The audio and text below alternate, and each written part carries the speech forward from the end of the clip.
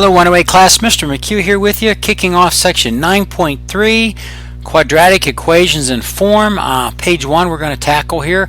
And what I did up here in the beginning in the old version of the book here, they gave a nice little summary of using the quadratic equation, and you've got your ax squared plus bx plus c equal to 0, and four different methods you could use to solve for x and find where the parabola crosses the roots. That's just a quick review. And of course, we've been working our way through, and you're familiar with all these. You got factoring using Floyd, first, last, outer, inner. Use the square root property or complete the square, and finally the quadratic formula. And what's kind of nice here is there's some pros and cons listed here, and the new version doesn't seem to put that summary in there, but it's nice to know that if you've got easy trinomials and you could factor them and unlock the safe, that's cool. Doesn't always work. You don't always get the perfect binomial squared form. If you have it, then you can take the square root on both sides. Complete the square always works, but it can require a lot of algebra steps as the con on that. Quadratic formula always works. It's a plug and chug format, but you got to be careful you don't make any arithmetic mistakes. But it can be mechanical and no algebra. So there you go. Just wanted to highlight that for you to get going. So a lot of these problems now, a lot of times factoring or reverse FOIL will work for you. So let's look at example number 1. And boy, when I first see this, solve equation with factoring, what is down in the denominator? You've got x minus 1 and a 12. And I look at that and I go, how in the world am I ever supposed to solve for x? And then I'm going to remember fractions. We don't really care for denominators, and I think of, if I could figure out the LCD, least common denominator, multiply the entire equation by the LCD, I would eliminate the denominators and, quote, clear out the fractions. Now, you've heard me say those before, so let's take a look at that and see what we get when we try that approach. So that's what I'm hoping is the first thing you could see when you look at these problems. What's your first step? I keep saying the read. You got denominators, you get fractions with denominators with the variable in there. Figure out the LCD and multiply it across the board. Okay, so here we go. Each denominator must be a factor, so there's the x minus 1, look at the parentheses, and finally 12. So 12x times the quantity x minus 1. Now, I recommend you leave the LCD in that factor because you now want to go ahead and multiply the LCD by every term. And it looks like I'm doing distributive property, which is fine. You could take the time to write it out if you wanted to. I squeezed this in here. If you'd like to do that, that's cool. But the key thing now is what you can do here. Let me get my colors up here. Hold on a second. Let's go blue mode. So here we go. If I multiply that out, x in the denominator will cancel this out. What's left standing? 12 times the quantity, x minus 1.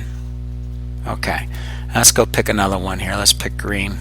If I have the LCD multiplied by the second term, the factor x minus 1 is going to come out, and I'm left with what, 12x times 1, and that's what I got coming down there.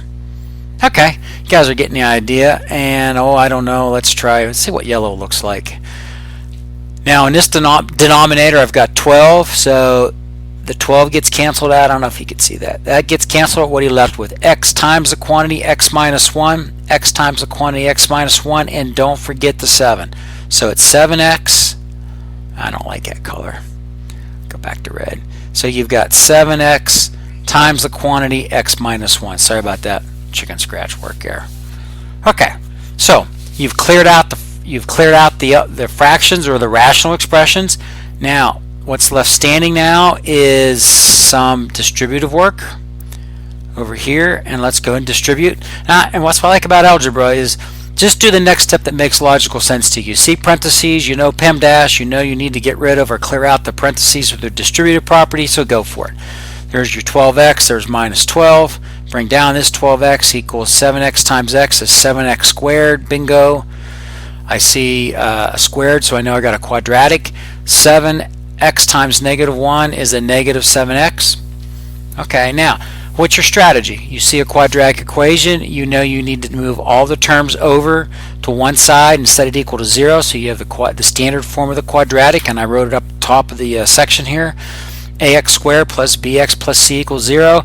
I'm going to take the option and saying, look at the x squared term happens to be on the left hand side. I say leave it on the left hand side. You want that to be a positive coefficient with the x squared. The a needs to be positive. So okay, do some cleanup. 12x, 12x, 24x. That's easy. Minus 12. Now, minus 24x on both sides. Add 12 to both sides. And you get a 0, and you get your 7x squared. You got minus 31x plus 12. Okay, now that you've got a standard form, you could go to the quadratic formula if you wanted to use it. I'm going to try to factor, and I'm going to look at, I'm looking at the 12. I'm going to try -3, -4 to make a positive 12. What times what gives me 7x? That's a prime number, so I'm going with 7x and 1x. When I unlock the safe, I will get the middle term -31, so I'm good to go. You can double check me on that. -3x minus 28x, add them up, -31x. Bingo. I've got two factors being multiplied, two sets of parentheses, two binomials. What do I do with them now? Got to take each one and set them equal to 0. Remember the zero factor property? Okay, old news. Should be a lot of good repetitious practice now. Take each parenthesis, set them equal to 0, solve for x, and you get x equals 7/3 and x equals 4. Good news is you go back. These little check marks for me mean I went and substituted 3/7 back into the original equation, and I verified them. Okay, now, again, you know in homework you got my math lab to help you with that, but remember, try that technique so on quizzes you know you can use it. Both of them are solutions, and there you go. Okay, hey, we've done page 1. We're off and rocking and rolling here in 9.3. We'll get going on page 2. We got some emotion problem here. We're going to be on a steamboat with me and on the Mississippi River. Okay, I'll talk to you then. Bye-bye.